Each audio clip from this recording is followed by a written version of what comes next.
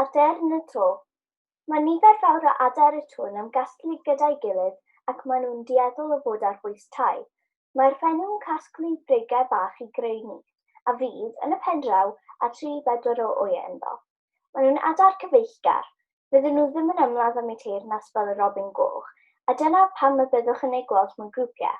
Ac yn wahanol i ti a fi, maen nhw'n cael bath mewn baw a ffrif, a hynny er mwyn cael y pryfed pitw bach oddi ar ei pli. Ffaith fab. Mae rai i'w gweld ar fyny ar lawr yr 80 yr Empire State Building yn Efrog Newydd, ond roedd rai hefyd i'w cael o dan ddaear mewn pyllau glo mor isel â 640 metr. Yr unig beth oedd yn ei cadw'n fyw oedd y bara roedd y glowyr yn ei roi iddyn nhw. A dyma cerdd bach hefyd. Dern y to yn mynd o'i go, cael bara i'w bwyta yn y pwll glo.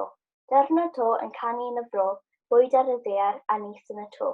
Dern y to yn mynd ar ffô, cath yn ei hela, o.